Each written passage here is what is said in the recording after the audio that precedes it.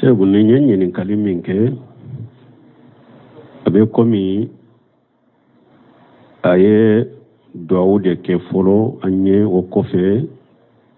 bilasirali min n'a b'an bolo ka taa ma lajarabi de fitina dɔ de b'a kan min ye a nin dilola walimuso dɔ de la depuis ale kɔni fitini lajarabi min ma sɔrɔ sisan o de nana sɔrɔ muso dɔ de bɛ u ka kin kɔnɔ sigiɲɔgɔnya la a nin dilola o la kosɛbɛ ko kanu ka tɛmɛ hakɛ kan a bɛ duwawu ɲini an fɛ ani jama bɛɛ nin fitina ni balawu min b'a bolo wala b'a bɔ ale bolo cogo min a bɛ komi a tigi yɛrɛ ye n wele déjà a ye n wele ka kuma in ɲɛfɔ ja a y'a sɔrɔ a y'a di ɲininkalikɛlaw fana ma Ibnul Qayyim a ka kitabu kɔnɔ da wa dawa ou bien inqasati l-insan a b'a fɔ nin de ma al-ishq u b'a fɔ nin de ma al-ishq i ka mɔgɔ dɔ photo ye ka photo in kanu kojugu a tɛ se ka bɔ i ɲɛ kɔrɔ ou bien i ka mɔgɔ yɛrɛ muso dɔ yɛrɛ ye i ka lajarabala cogoya dɔ la ka tɛmɛ u b'a fɔ de ma al-ishq ko dɔ a bɛ hakilina bana lase mɔgɔ dɔ ma yɛrɛ a dɔw yɛrɛ b'i faga yɛrɛ mais Ibnul Qayyim a ko a fura fɔlɔ ye mun ye a ko ishqu n'a y'a sɔrɔ nin ko sugu bɛ mɔgɔ min sɔrɔ a ko ala kanu i dusukun a lankolonyara ka bɔ ala kanu de la ou bien ala kanu dɔgɔyara kɔnɔ i dusukun lankolonyara ka bɔ tawhidi ma tawhidi fana t'a kɔnɔ nin bana sugu dusukun bana de don nin dusukun bana sugu bɛ hadamaden sɔrɔ a sababu fɔlɔ ye nin de ni dusukun lankolonyara ka bɔ tawhidi ni ala kanu ma de nin bana b'i sɔrɔ a y'a delila kɛ mun ye a ko Yusufu filɛ ala ko kajalika linasrifa anhu su'a wal fahsa'a innahu min ibadina al-mukhlasin tuma muso ye Yusufa wele ka da joli ka da sɔgɔ ala ko Yusufa ko ale ala ye Yusufa kisi kajalika nye Yusufa kisi ka bɔ nin balawu ni lajarabu ni fitina la kajalika linasrifa anhu su'a wal fahsa nye nin kɛ nin cogo la pour nin ko jugu ni nin ko lankolon nka yɛlɛma ka bɔ Yusufu ka mun na innahu min ibadina al-mukhlasin parce que Yusufu kɛra ni ala ka jɔn kalasilen de ni jɔn jɔ dusukun kalasilen don a falen don tawhidi la a falen don ala kanu la nin bana sugu ala b'i kɔrɔsa ma ni dusukun kalasira ko jugu ma ye ko lankolon ma ye i ka jogo la ni junubu nin ko sugu ala b'i tanga ma n'a ye mɔgɔ min sɔrɔ n'i b'a fɛ fana a fura ye mun ye an ko tawhidi baliya ni dusukun kalasi baliya ani ala sɔsɔ ni junubu de b'a lasi ma a fura fɔlɔ ye mun ye o la tawhidi ka ta k'i dusukun kalasi i k'i dusukun fa ala kanu la a fura fɔlɔ ye de min bɔ o yɛlɛma ka bɔ i bolo i dusukun ka fɔ ala kanu la ni dusukun kalasi ka baara ɲumanw kɛ ka ala batow kɛ ka baara ɲumanw kɛ ka jikiriw caya ani k'i sagi ka taa ala ma ni duwawu ye ka ala deli ala bi kisi a fitina ma cogo min nin de y'a fura fɔlɔ ye fitina min b'a kan nin de y'a fura fɔlɔ ani a bɛ mɔgɔ kan a fura filanan ala ye mun fɔ wa qul للمؤمنين يغضوا من أبصارهم ويحفظوا فروجهم ذلك أزكى لهم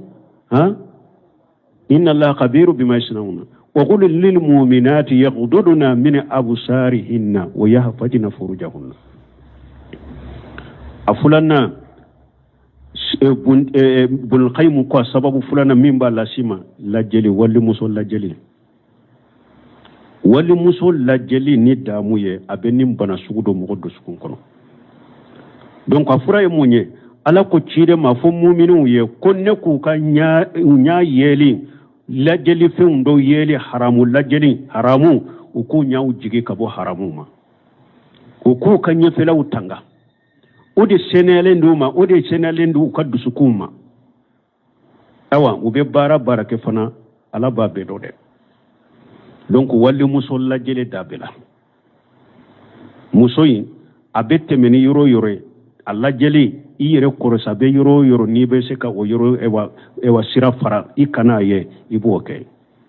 i kana to kala jeni damwe i yere korosuma awa o ɲɔgɔnna ɲa sera mumini muso fana ma mumini muso min fana ni wali cɛ ewa fana ka ewa lajarabi bi dusukun kɔnɔ nin cogo la ala ko e fana ka ka lajari bila i ti ka ɲɛ fana tanga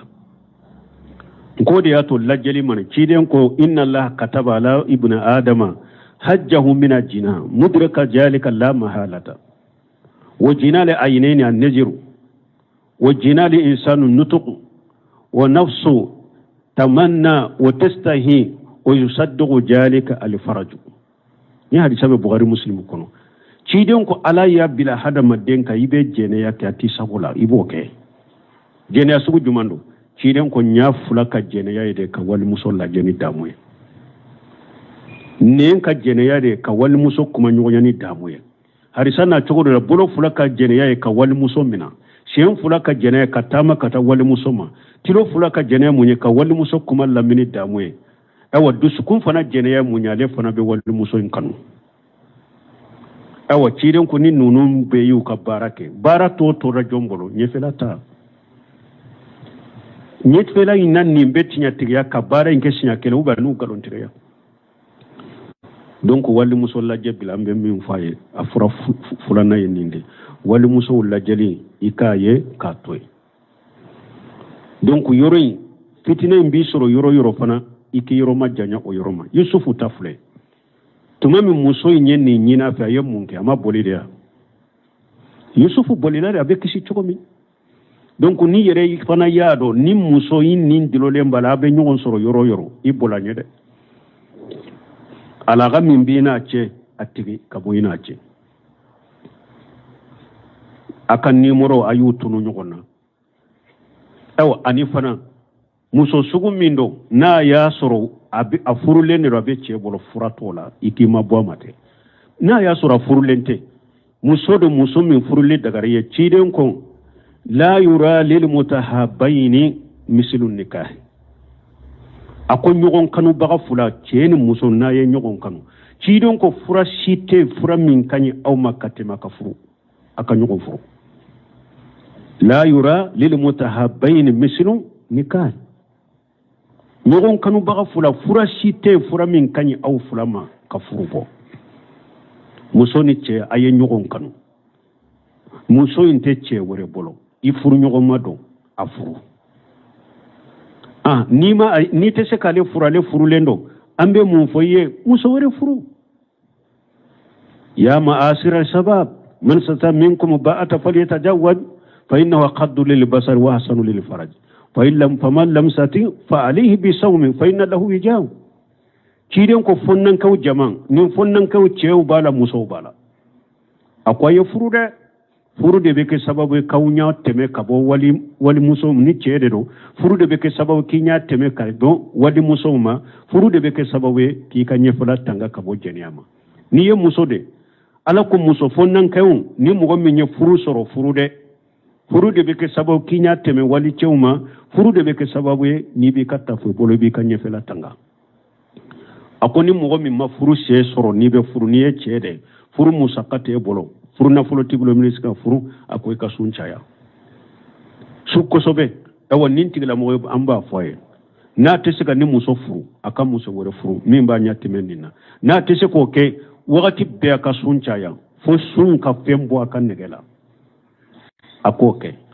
donc komi nyinin kaliu kachambola antesika wakati beke ninka ambe bilasirali min kai ambe fura munun foye oyen nununde aka ala deli donc ka duwawu ke ala be nin fitina yelema ka bo abolo chogomi donc ani muso in ka yoroma janya nyogon na aka abese ka furu ni muso te chebola ka furu ni fura bola na bese ka furu na te se ka furu u ka yoroma janya nyogon na aya ko ka kuma in kono yala ale bese ka kinyere bila nin ko in kama aha ni yere yado kisi chogo tala kinni ni muso to nyogon ka mabwala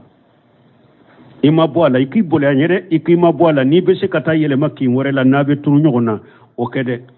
mais ni o kase ka ke fura ka gelewo parce que mo fula ni ndilo la nyogo na hari ni taraba makoda abe se ka nyogo nyine ambe ala delide a fitina na balawo ala ka boyi bolo aha